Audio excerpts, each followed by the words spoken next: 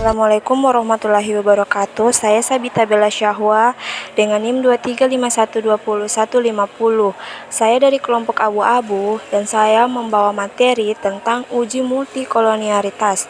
Istilah multikolonialitas itu sendiri pertama kali diperkenalkan oleh Ragnar Fresh tahun 1934. Menurut Fresh, suatu model regresi dikatakan terkena multikolonialitas bila terjadi hubungan linear yang sempurna atau perfect atau pasti di antara beberapa atau semua variabel bebas dari suatu model regresi. Akibatnya akan kesulitan untuk dapat melihat pengaruh variabel penjelas terhadap variabel yang dijelaskan. Artinya bahwa masalah multikolonialitas tidak akan terjadi dalam model regresi yang berbentuk fungsinya berbentuk non-linear, tetapi masalah multikolonialitas akan muncul dalam model regresi yang berbentuk fungsinya berbentuk linear di antara variabel-variabel bebas. Uji multikolonialitas ini bertujuan menguji apakah model regresi ditemukan adanya korelasi antara variabel independen. Menurut Ghazali, pendapat bahwa jika multikolonialitas bertujuan untuk menguji apakah pada model regresi ditemukan adanya korelasi antara variabel bebas atau independen, model regresi yang baik seharusnya tidak terjadi korelasi di antara variabel independen. Menurut Sigih Santoso, jika terbukti ada multikolonialitas, sebaiknya salah satu dari variabel independen yang ada dikeluarkan dari model, lalu pembuatan model regresi diulang kembali. Baik, saya Tiara dengan NIM 2351202145 akan melanjutkan materi dari teman saya, yaitu berkaitan dengan masalah multikolonialitas. Sumodiningrat mengemukakan bahwa ada 3 hal yang perlu dibahas terlebih dahulu. Yang pertama itu multikolonialitas pada hakikatnya adalah fenomena sampel. Dalam model fungsi regresi populasi, diasumsikan bahwa seluruh variabel bebas yang termasuk dalam model mempunyai pengaruh secara individual terhadap variabel tak bebas Y. Tetapi mungkin terjadi bahwa dalam sampel tertentu. Yang kedua itu multikolonialitas adalah persoalan derajat dan bukan persoalan jenis.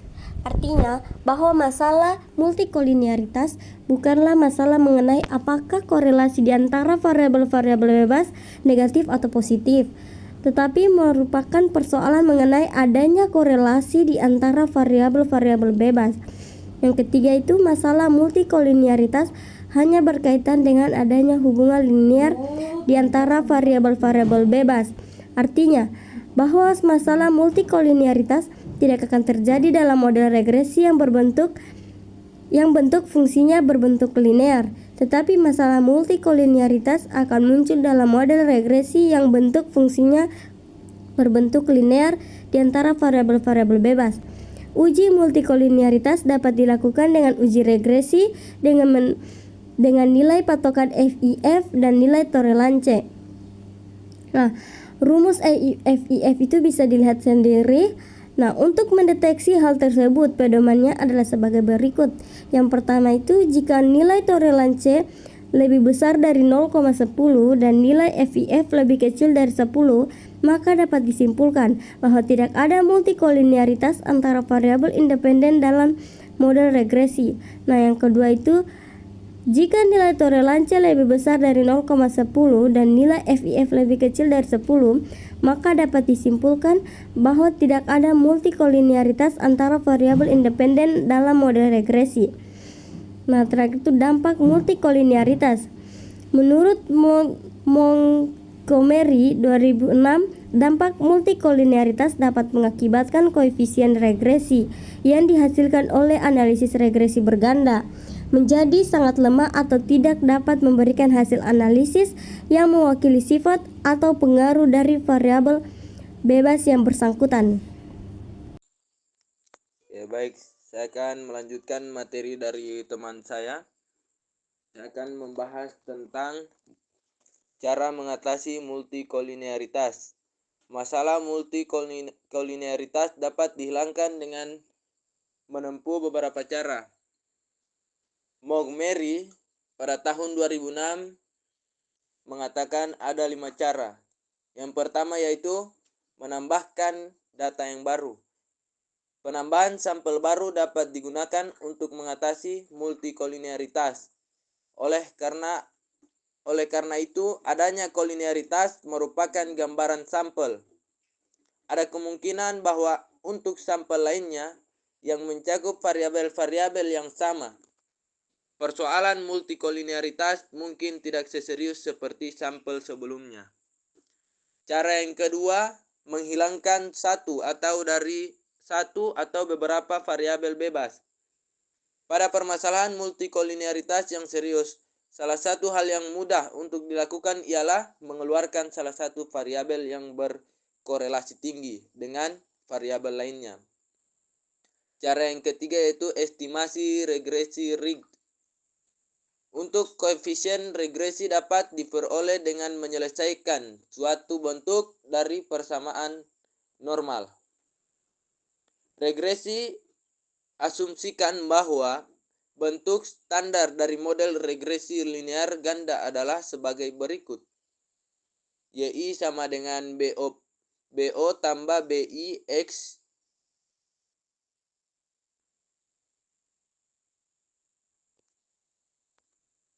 saya ulang, yaitu YI sama dengan BO ditambah BI XII ditambah 2X12 ditambah B3X13 ditambah lagi BKXIK ditambah EI. Parameter penting yang membedakan regresi Ridge dari metode kuadrat terkecil adalah tetapan bias yang relatif kecil ditambahkan pada diagonal utama matriks XX, sehingga koefisien estimator regresi Ridge dipenuhi dengan besarnya tetapan bias. Cara yang keempat yaitu melakukan transformasi data seperti menjadi logaritma natural dengan simbol yaitu ln. Yang terakhir caranya yaitu melakukan outlier terhadap data ekstrim. Berikut contoh kasus uji multikolinearitas. Seorang mahasiswa bernama Didi Rahman atau dipanggil Pak Dirman melakukan penelitian tentang faktor-faktor yang mempengaruhi harga saham pada perusahaan di BEG. Data-data yang dapat berupa data rasio dan ditabulasikan sebagai berikut.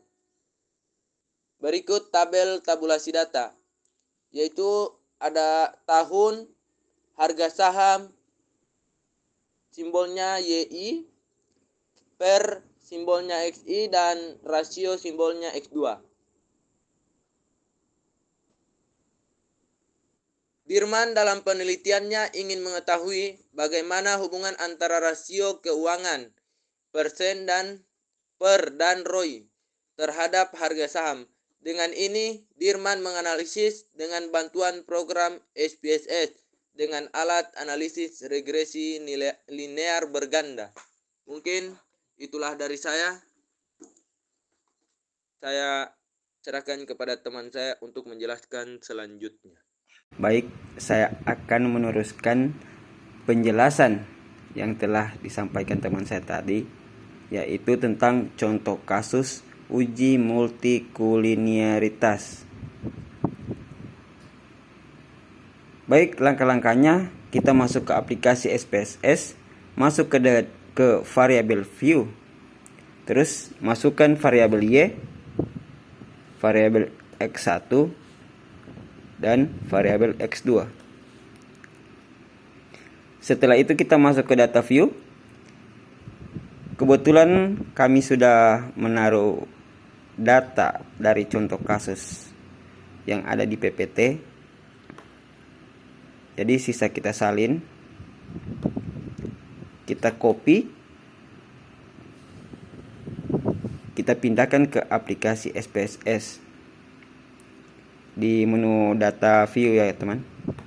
Kemudian paste. Ya, setelah data sudah terpindahkan, kita masuk ke menu analis, regression, linear. Setelah itu kita pindahkan variabel Y ke dependen, variabel X ke independen. Setelah itu masuk ke menu statistik, contreng yang ini, kemudian klik continue, kemudian OK. Baik, inilah hasil dari contoh kasus yang telah dipaparkan teman saya tadi. Sehingga berdasarkan hasil output uji multikoliniaritas, maka diperoleh nilai variance inversion factor kedua variabel yaitu X1 dan X2 adalah 1829 lebih kecil dari 10 dan toleransi lebih dari 0,10, sehingga bisa disimpulkan bahwa antara variabel independen tidak terjadi persoalan multikoliniaritas. Oke, bismillahirrahmanirrahim. Assalamualaikum warahmatullahi wabarakatuh. Perkenalkan, nama saya Edi Muhammad Safar dengan NIM 235120125. Pada kesempatan kali ini, saya akan melanjutkan materi di uji heteroskedastisitas. Uji tersebut merupakan alat uji model regresi untuk mengetahui ketidaksamaan varians dari residual satu pengamatan ke pengamatan yang lainnya.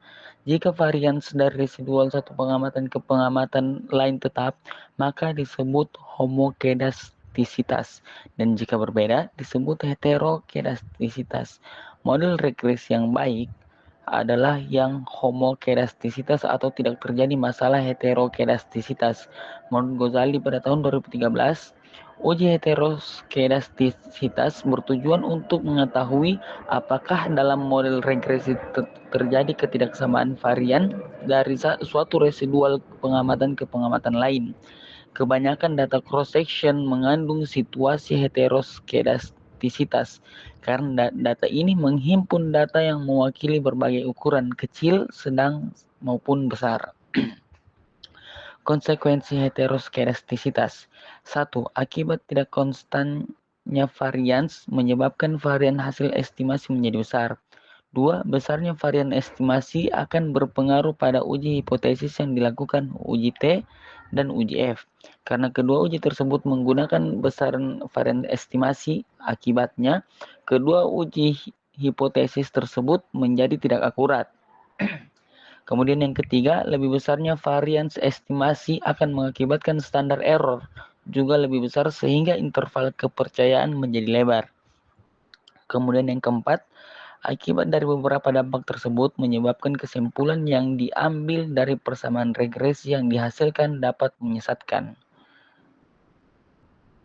Cara uji heteroskedastisitas.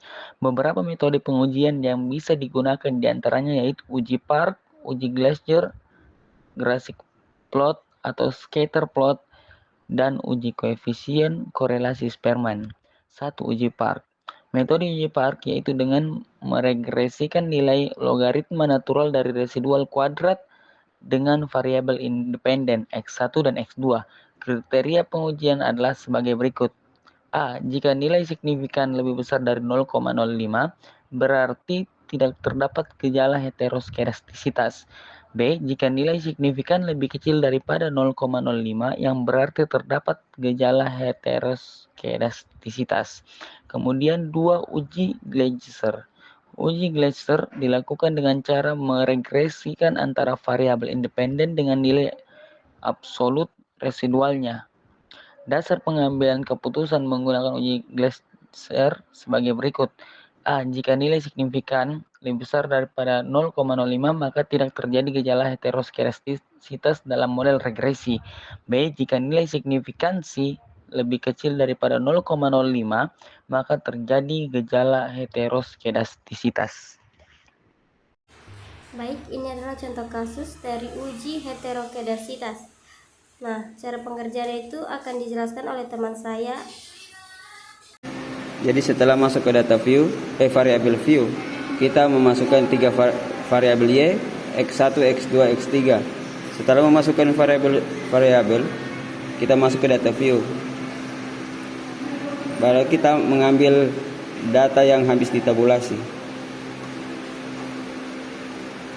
Paste, kita masuk ke klik analysis regression linear.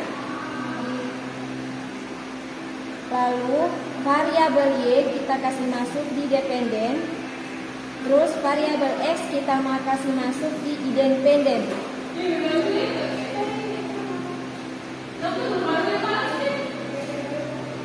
Terus lalu kita klik save. Kita klik unstart dessert. Lalu abaikan pilihan yang lain, klik continue. Terus untuk langkah selanjutnya yaitu menentukan nilai mutlak residualnya. Caranya klik transform pilihan compute. Isi target variabel dengan abrasif. Isi normalized expression dengan AX dalam kurung res1. Res1.